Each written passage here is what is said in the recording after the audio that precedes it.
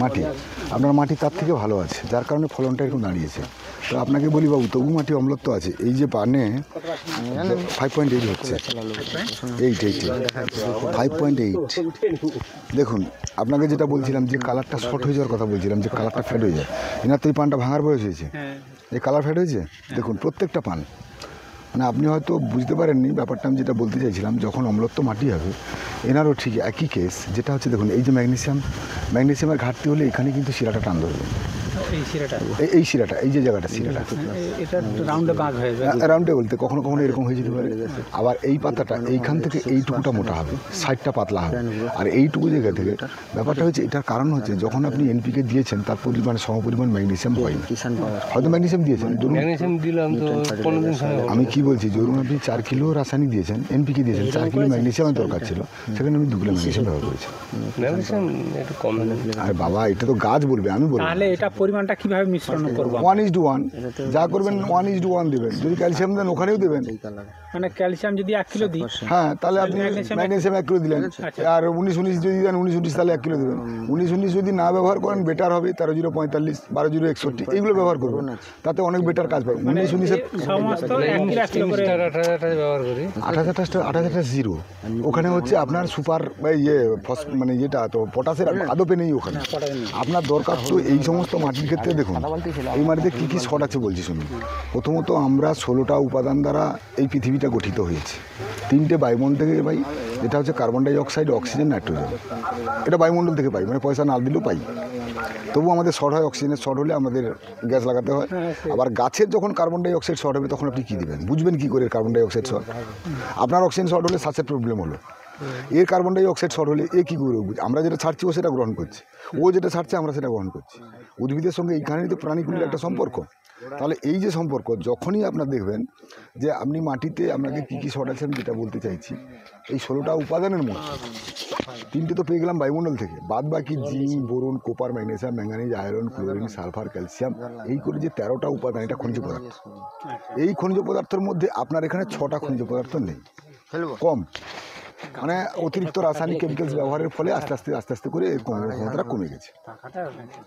যার কারণে ধরুন মাটিটা ছিল 7-8, সে জায়গায় কমতে কমতে এসছে 5, মানে 2 পয়েন্ট কমেছে। তো তাহলে এই 2 পয়েন্টটা কমেছে কেন? মাটিতে জৈবের পরিমাণটা কম হয়ে যাচ্ছে, ক্যালসিয়াম ম্যাগনেসিয়ামের পরিমাণ কম আছে, সালফার, বোরন, কোপারের পরিমাণ কম আছে, মানে 6টা জিনিসের কম আছে। 13টার যদি 6টা জিনিস এখানেই কম থাকে, তাহলে আপনি ফলনটা সেভাবে পাবেন কি? আপনাদের ধারণা পাতাটা বড় হয়েছে, মোটামুটি এই পাতাটা একটা বড় পাতা, দেখুন পাতাটা কতটা ডিসকালার হয়েছে, দেখুন কত উপর পর্যন্ত। মানে এই পাতাগুলো তো আপনার নামানোর বয়স হয়েছে না, এটা এখনো নামানোর বয়স হয়নি, তবু ডিসকালার হয়েছে। আপনি প্রত্যেকটা আমি কি বলছি বাবু, ওটা আমি বলছি না। আপনার ধরুন নামানোর বয়স হয়নি, তাও ডিসকালার চলে এসেছে। আপনি ভিতর দিকেও যান, দেখতে পাবেন যে একই, এটা না হয় জলের শটে আপনি বলবেন যে জলের শট, আপনি ভিতর দিকে যান একই হারে দেখতে পাবেন। তো এই সমস্ত বাগানগুলোতে আমরা চাইছি কীরকম, মাটিতে জলের পরিমাণটা ধরান। মাটিতে জল ধরাবেন কীভাবে? আপনি কি সবসময় জল ঢালবেন? তাহলে এমন কিছু প্রোডাক্ট আছে যে প্রোডাক্টগুলো ব্যবহার করলে মাটিতে জল ধারণ ক্ষমতাটাকে বাড়াবে, আপনার মাটির পিএইচ লেভেলটাকে হাই করবে। যখন আপনার লিভার ফাংশনটা ভালো হবে, আপনি খেয়ে হজম করতে পারবেন, হ্যাঁ কি না? তাহলে লিভার ফাংশন, মাটিতে টক্সিন ধরে গেছে, এই টক্সিনটাকে ভালো করুন। দেখুন রোদে আপনারা যে সেম কেস, নিয়ে এই জল দিয়ে যখন চলে যাবেন, কিছু পরে এসে দেখবেন যে মাটিতে আর জল নেই। রোদের দিনের কথা বলছি, এমন দিনে হয়তো রোদের তাপ কম আছে, ছাওয়া তো মোটামুটি ইনি ভালো রেখেছেন, তাও জল থাকে না। তারপরে আর সবথেকে বড় কথা হচ্ছে মাটিটা স্লেট হয়ে যায়, ভিতরে 2-4 বার জল দেওয়ার পরে দেখবেন ভিতরে একটা স্পট পড়ে যায়, যেখানে শিকড়ের পরিমাণটা খুব ভালো দাঁড়াতে পারে না। আর এইসব জায়গায় কি হয়, অনেক সময় আমরা যেটা বলি নিমাটোড রোগ হয়, মানে শিকড় ফুলে যাওয়া, মাঝে মাঝে গাছ চপসা মেরে যাওয়া, মানে গাছ ফাঁপা হয়ে যাওয়া যেটাকে বলা হয়। কিছু কিছু গাছ হয়ে যাবে, মানে ব্যাপারটা কি হচ্ছে, যখন নিমাটো তৈরি হবে। না, আমাদের ওরকম হয়নি, মানে এর গাছ যে ফাঁপা, এটাই হয়। আপনি যেটা, এটা হচ্ছে আপনার মাকড় থেকে সৃষ্টি হয়েছে, সাদা সাদা মাকড় রস শুষে নিয়েছে, যার কারণে এই পাশে দাঁড়িয়েছে। মাকড় তো, মাকড় থেকে রস শুষলে এরকমই হবে। কে বলছে আপনাকে? মাকড় দেখুন, মাকড়সা আলাদা, মাকড় আলাদা। মাকড় হচ্ছে বহু প্রজাতির মাকড় আছে, একটা কালো মাকড় আছে, একটা সবুজ আছে, একটা নীল আছে, ঠিক আছে? তাহলে আবার সাদা মাকড় একটা আছে, তার মধ্যে খতরনাক মাকড় যেটা নীল মাকড়, যেটা আবার একটা লাল মাকড় আছে, যেটা হচ্ছে পাতার গায়ে বসে যাবে, আপনি একদম পুরোটা লাল হয়ে যায়। এই আছে কি না? তাহলে মাকড়ের বহু প্রজাতি আছে। আবার একটা বিষে কিন্তু সব মাকড় মরবে না, এর বিভিন্ন বিভিন্ন বিষ আছে, ওখানে লেখা আছে বইতে কোন মাকড় কোন বিষে যাবে। তাহলে চাষি আলটিমেট খরচ করছে প্রচুর, সেখানে একটা বিষে হচ্ছে না, আবার একটা বিষ দিতে হবে। তাহলে আমি ধরুন জানি না, আমি গিয়ে বললাম যে আমার পাতাটা এটা হয়েছে, কোনো মিস্ত্রি বা কেউ দেখলো, আপনাকে দেখে বললো যে এই বিষটা নিয়ে যাওয়া হয়ে যাবে। সেখানে দেখলাম যে ওই মাকড়ে ওই বিষে ওই মাকড়টা যাবে না, তাহলে আমাকে নির্ধারিত করে একটা জিনিস দিতে হবে, যে জিনিসটার উপরে চলে গেলে সব থেকে বেটার হবে আপনাদের প্রথমে ডেটলটা ব্যবহার করুন 20 ml করে। দেখুন এই ডোকাটা আপনার মতো বসে গেছে, মানে শুরু হয়ে গেছে, শুরু হয়েছে না, আপনি কিছু করার দরকার নেই। আপনি প্লেন 20 গ্রাম ডাইথিন নিয়ে আসবেন, 6 ঘন্টা ভিজাবেন, বিকালে টোটাল গাছের উপরে স্প্রে করে দেবেন, পরের দিন গাছটা সকালে ধুয়ে দেবেন। দেখবেন আপনি 72 ঘন্টার মধ্যে এই ডোকাটা যে পরিমাণ শুরু হয়েছে, এখানে কাণ্ড আর এখানে কাণ্ড তফাৎ হয়েছে কি না বাবু, আপনি দেখবেন আস্তে আস্তে ওই ডোকাটা মোটা হয়ে যাবে। আচ্ছা, ডাইথেনিয়াম কি কাণ্ড মোটা করবে? ডাইথেনিয়াম আমরা ধরুন ছত্রাকনাশক হিসাবে ব্যবহার করি নাকি? ডাইথেনিয়াম বলে গাছে দিচ্ছি আপনাকে। করলে কোনো সমস্যা নেই? কেন সমস্যা হবে? এটা বহুমুখী ছত্রাকনাশক। ডাইথেনিয়াম হ্যাঁ, এ বহুমুখী বলতে আপনার বাইরেও কাজ করবে, ভিতরেও কাজ করবে, অন্তর্বাহী, বহুমুখী, এটা সর্বাঙ্গবাহী।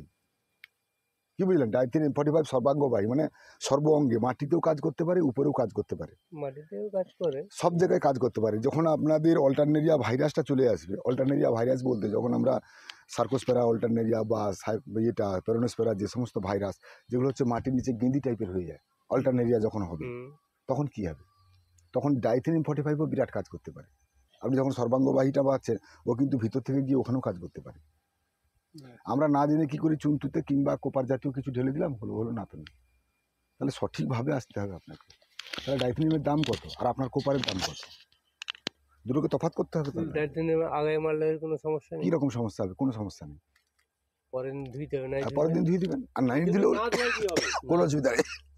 ধোয়ালে কী হয় দেখুন, আপনি 10 লিটার জলের উপরে 20 গ্রাম দিয়েছেন, এই 20 গ্রামে তাও আপনার ধরুন কোথাও হ্যান্ড স্প্রেতে আপনি স্প্রে করছেন, কোথাও ঠেলছেন বেশি, কোথাও ঠেলছেন কম। এখন সব আরে বাবু আপনার আছে, আপনি বলে দিলেন এখন সব, প্রায় আপনার তো ওটা দেখলে হবে না। আমি 100-র মধ্যে 70টা লোক, এখন ওইসব দিয়ে পড়েছি পুরাতন জীবনে। কে বলছে আপনাকে? আপনি চলুন, আপনাকে 100-র মধ্যে 70 জন মানুষ দেখাবো যারা হ্যান্ড স্প্রে দিয়ে কাজ করে। 30টা মানুষ এখন স্বাবলম্বী হয়েছে, যুগ এসে গেছে, এখনো সেই কষ্ট ভোগ করবো না। সেটা করে মানুষে করবেন কি? এখন আপনার হয়তো ওটার দাম 2000 টাকা কি 1800 টাকা, সেটা বড় চিন্তা করেনি। চিন্তা করছে কেন বাবু, হ্যান্ড স্প্রে কেটে যাচ্ছে, যাক না। অনেকের অনেক রকম ধারণা আছে। যাই হোক, সেই যখন ঠেলছেন, যখন পাতায় ঔষধটা পড়ছে, ঝরতে ঝরতে দেখবেন ডোগায় এসে দাঁড়িয়ে যায়, একেবারে ডোগায় নিম্নমানে, আর ঝরছে না।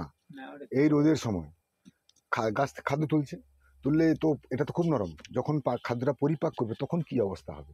তাহলে এর একটা টেম্পারেচার আছে ওষুধের, তো লাস্ট বর্ডারে দাঁড়িয়ে আছে শুকনো হয়ে। তাহলে যখন খাদ্যটা পরিপাক করছে, পুরো পাতাটাই তো হচ্ছে, তাহলে ওই জায়গাটা পুড়তে কত সময় লাগবে? ওষুধের টেম্পারেচার পুড়ে যাবে। ওই কারণে পরের দিন আপনি ধুয়ে দিলে কেউ বেটার রেজাল্ট পাবেন। এই দেখুন, এই একটা পাতা ডবল খাটে কি এই হচ্ছে, আমরা সেদিক দিয়ে সে দেখুন, আপনি আপনার জামাটা না পরিষ্কার করে বছরে একবার পরিষ্কার করতেও পারেন, নাও পারেন, যা কিনে নিয়ে এলেন ছেঁড়া পর্যন্ত আপনি রাখতে পারেন, কোনো অসুবিধা নেই। সেটা আমার বলার দরকার বললাম। অনেক সময় রাসায়নিক সারজির সঙ্গে রুট, যে কোনো রুট সঙ্গে দিয়ে দিচ্ছি, তাহলে কি সেটা কাজ ঠিক হবে না? রাসায়নিকের সঙ্গে রুটটা তো ব্যবহার করা উচিত নয়, কিন্তু আমরা করে দিই। সে তো আপনি ব্যবহার করছেন, এরকম প্রায় চাষি যার যা ক্ষমতা। সেটা হচ্ছে, আপনি সরিষার তেলটা মাখেন কেন? 3টেই তেল আছে, সরিষার তেল আছে, কেরোসিন তেল আছে, আবার নারকেল তেল আছে। তাহলে আপনি প্রয়োজনে কখনো সরিষার তেল, আবার কখনো নারকেল তেল মাখছেন, তো কেরোসিন তেল মাখেননি কেন? আবার কোথাও প্রয়োজনে দেন, এই ব্যথা হয়েছে বাবু একটু কেরোসিন তেল লাগিয়ে দিয়ে, হয় কি না? এই যে গাছগুলো মাঝে মাঝে একটা মরে, এর জন্য আপনি একটা কাজ করুন, এই গাছের উপরে আপনার টোটাল বাগানে কত গাছ আছে? 2000 গাছে আপনি 500 ml ফিনাইল নিয়ে আসবেন, কালো ফিনাইল, ওর সঙ্গে গোবর দিয়ে জল করে ভালো করে বাগানে জল দেওয়ার পরে ওই ফিনাইলের সঙ্গে গোবরটা মিশিয়ে একবার ঢেলে দিন, তাহলে ওই মরাটা যেখানে যেখানে মরছে আর মরবে না। কত গোবর কতখানি দিতে হবে? ওই তো 2 কিলো গোবর দেবেন, বেশি গোবর না, 2 কিলো গোবরটাকে ভালো করে করে নেবেন, মিশিয়ে নেবেন, নিয়ে ওর সঙ্গে 500 ml ফিনাইল দেবেন, 1000 গাছের পরে 250 গ্রাম ফিনাইল দিয়ে আপনি জল করে দিয়ে দিন, দিলে আপনার অসুবিধা নেই, একদম মরাটা বন্ধ হয়ে যাবে। গোড়ায় ঢেল দিবে, হ্যাঁ, ঝাড়ি করে ঢেলে, তাহলে আর হবে না, অসুবিধা হবে না। মুখ খুলে না লাগে, সেটা আপনি যে কোনো